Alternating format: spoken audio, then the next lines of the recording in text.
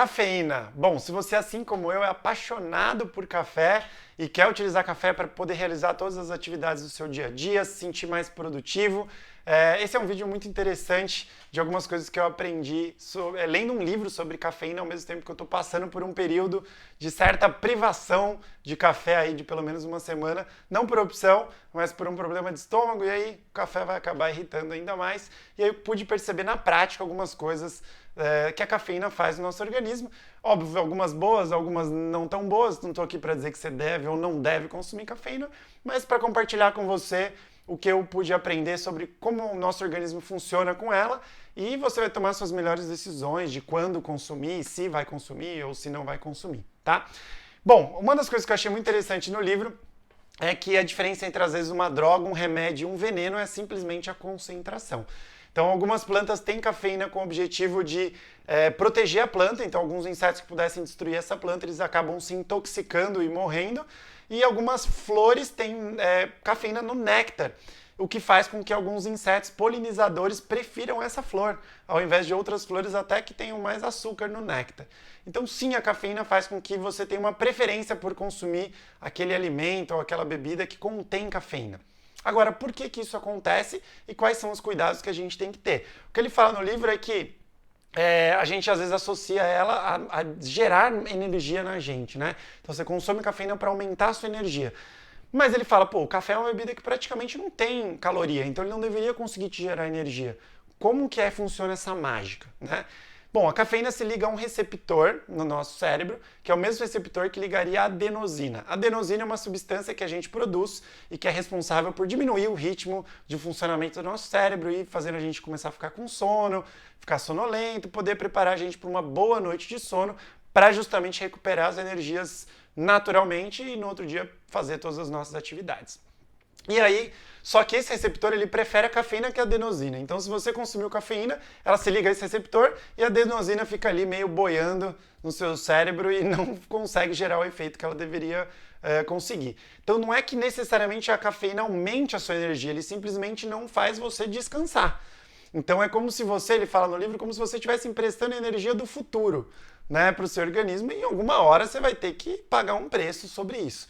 Então, quais são os cuidados principais que ele fala para a gente tomar sobre isso? Bom, primeiro, evitar um ciclo de dependência da cafeína. No sentido de, se você está cansado, você utiliza a cafeína para curar o seu cansaço. Só que essa mesma cafeína vai fazer você dormir pior. Pelo menos a qualidade do seu sono vai ser pior, a qualidade vai ser pior, e aí com isso você vai estar mais cansado no dia seguinte, então você vai tentar resolver um problema causado pela cafeína utilizando cada vez mais cafeína. Então esse é o primeiro cuidado que a gente deve tomar.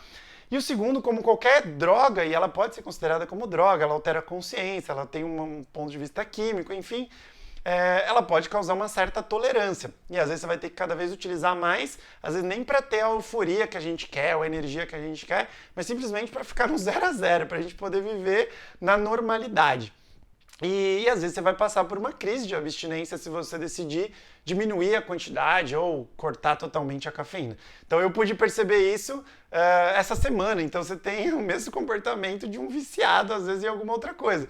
Então você se pega justificando alguma coisa que você sabe que você não deveria fazer. Vou dar um exemplo muito claro.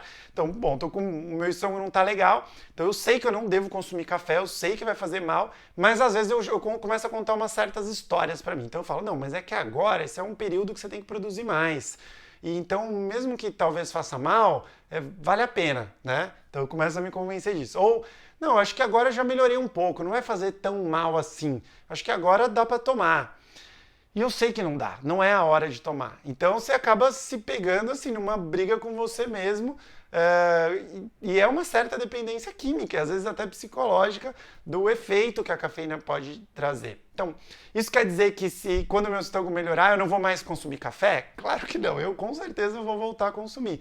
Mas eu acho que é sempre importante a gente entender como a gente funciona para a gente poder escolher melhor, tomar as decisões de maneira mais consciente, né?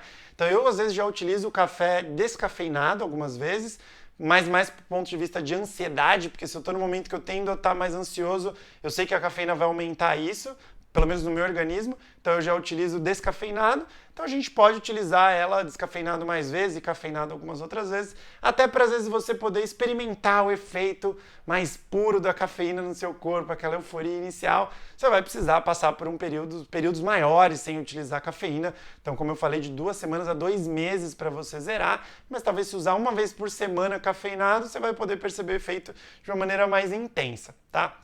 Então esse é o que eu queria compartilhar, né, um pouquinho sobre como é que é o funcionamento da cafeína no nosso organismo. Ela também pode funcionar do ponto de vista do hábito. O cafezinho ele pode estar ligado ao hábito, mas esse é um tema para um outro vídeo muito bem falado num livro chamado O Poder do Hábito, mas a gente fala isso em outro momento. Compartilhe esse vídeo com seu amigo que também toma muito café, ou toma muito chá, ou sei lá, alguma coisa com cafeína, para ele entender mais, e tamo junto. Valeu!